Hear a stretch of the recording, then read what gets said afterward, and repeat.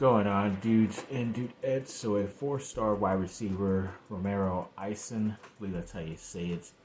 I believe he's from the state of Maryland. Did commit to USC football earlier on today, on Tuesday, which was nice.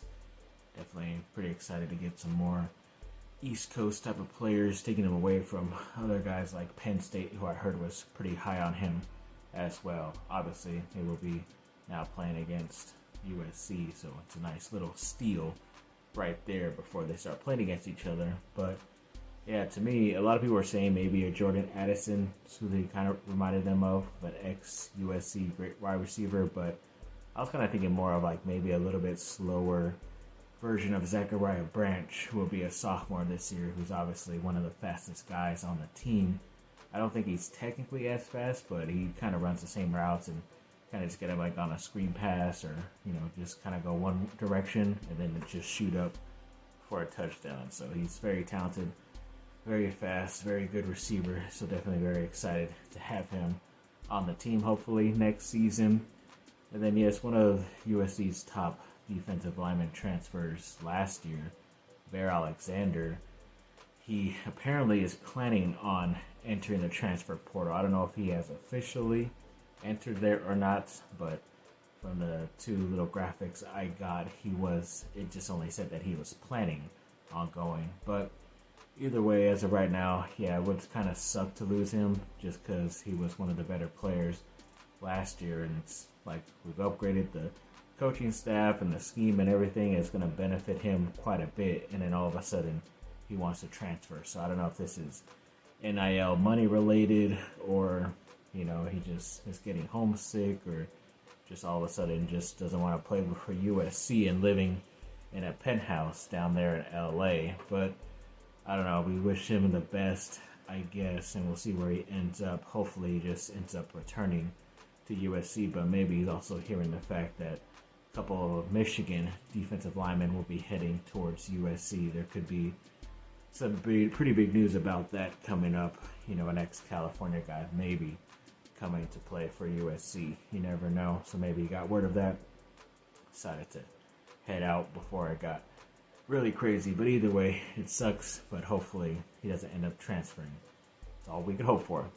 And then now a now ex-Duke player in Mark Mitchell, who's a five-star player that came in from high school. He recently did enter the transfer portal officially on the basketball side. I think, it was 2 years he was at Duke, and he did okay. I mean, you expect a little bit more of an improvement a year to year by a five-star player. A lot of people thought he could have left for the NBA after his freshman year, but he got hurt towards later that season. Wanted to come back and improve, especially his draft stock didn't turn out, so it looks like he's trying to transfer instead of going to the NBA draft now. So yeah, I guess it's kind of like what Duke has been messing with. They try to go after these certain five-star guys and they just don't pan out. So you kind of have to worry about always just getting five-star players. I can already feel some of them, like a TJ Power maybe that they just recently got, or maybe like a Con Canopal, who they're going to be getting this fall as well, who are ranked 5 stars. I don't think there probably are 5 stars officially. If they just didn't have that 5-star and they were maybe just a 4-star coming in, I'd have a little bit more, feeling towards them. But right now it's just like kind of getting what you're getting, because his shot is pretty bad when we talk about Mitchell, and he never improved that after 2 seasons at Duke. So I don't know, wish him luck, I guess, but yeah, he definitely has to work on that shot to be able to make it to the next level, in my opinion. And 2025 4-star safety Trey McNutt recently put a top 8 and has USC in there, so that was pretty good to see earlier on today. And then there was the recent commitment, Hilton Stubbs. He was recently named like the Rivals defensive back camp MVP or something like that. It's some type of camp or circuit that he's at. That's pretty good. At least they know they're getting a very, very talented player who's already winning some awards at his position while still in high school, so that's nice. And then, yeah, when it came to 2026 number 1 prospect Jakeem Stewart, apparently he's looking to maybe reclassify to the 2025 class. I always kind of thought he was 2025 already, but yeah, he's the number one player in 2026. So if he's going to reclassify, they said USC is one of the teams on the top of the list. I would obviously love to have him, but he's definitely very high on them as well. So hoping for the best in that situation if he does reclassify or not. And then, yeah, on three, ESPN did a way too early top 25 rankings for the women's basketball side, and they have the USC women. They're already ranked number 5. I kind of think they should be a little bit higher because they're getting 5 very talented players, especially Heichel and Kennedy Smith played very well in that McDonald's All-American game. Avery Howell did not show up as well in that game. She was in the game, but didn't have as good of stats as the other two. So I think at least those 3 being added with Juju Watkins and whatever team else they put together, I think they should be ranked a little bit higher, especially towards the end of that season. And On 3 did an early, like way too early, top 25 for the college basketball teams, and they have Duke ranked at number 5, which is pretty cool, I guess. But when they also put out something that like a lot of people are already betting on DraftKings of who will win next year, and it's right now Duke and UConn are tied at number 1 to win the championship. So maybe those rankings might change a little bit later in the year, especially if all the guys are healthy for Duke and maybe they get another good transfer or so and see who is returning to the team or not. But yeah, they should definitely be one of the better teams out there, in my opinion.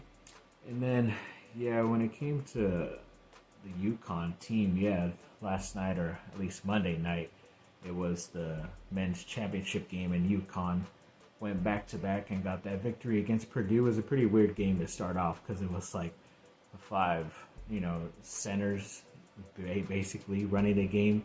And it was a pretty slow game. It was just a bunch of 2s, not a bunch of 3s like how the game is played today.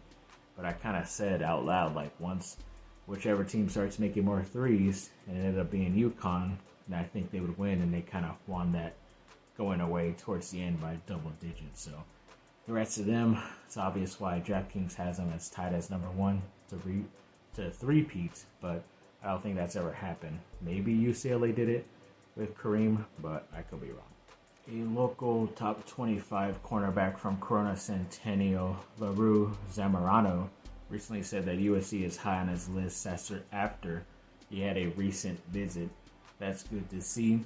Another top 4-star linebacker from Omaha, his name is Christian Jones, was really impressed with this recent visit as well, and he said he left feeling like a priority. So I'm kind of wondering what that makes of Noah McHale and Madden Far-Imu, the more California linebackers, because they're getting a lot more talk from these other linebackers instead of those guys. At least they are still very talented, but looking to see what ends up happening at that position for USC.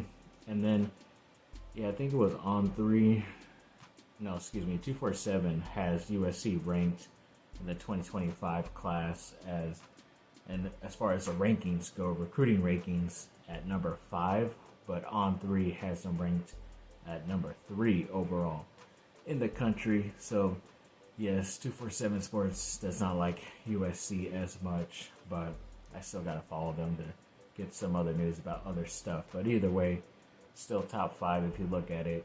So it's a very talented class with only 10 or 11 guys right now. Notre Dame is only number 1 because they have 18 guys, and probably not all good guys either, but USC is definitely right up there in the rankings.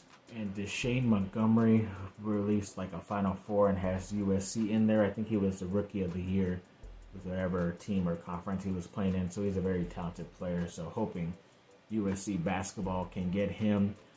And then, yeah, USC has the most drafted quarterbacks of all time at 25, which ain't that surprising, obviously with more of their recent history. And we'll have another one added with Caleb Williams there, so very excited about that, see that happen in a couple of weeks. And then, yes, the NCAA is expanding their transfer rules where you'll get pretty much unlimited times to transfer, and, you'll be able to play right away. Right now, it's kind of up and down with those two same things, but I guess they're going to expand for you to be able to do whatever you want, which is probably good and bad for the sport, but we will see. And then, Yeah, Duke softball once again beat North Carolina 6-1, and I found out that they are the #1 ranked softball team in the nation, which is pretty cool. I think it's the first time in program history that has ever happened. So congrats to them. I just barely started hearing about them, and then now they're like right at the top, so that's pretty cool for them. The #1 player on the women's basketball side out of high school, Sarah Strong, recently picked UConn over both Duke and North Carolina, which sucks because she was the #1 player not only in the country but in the state of North Carolina, and they pretty much both let her go up to UConn, which is not that surprising. They always get some of the top players, but it was a pretty big blow for the Duke women's team. And then yes, the Anaheim Ducks lost in overtime the other day. The St. Louis Blues 5-6, but they were able to beat the LA Kings tonight 3-1, which was nice. So yes, a little bit of a small victory towards the end of the season here for the Ducks. I'm pretty sure they're not going to the playoffs, but already looking forward to next season. Thanks for watching, people. Like and subscribe. Comment down below. Let me know what y'all think. Have a great rest of your day. Bye.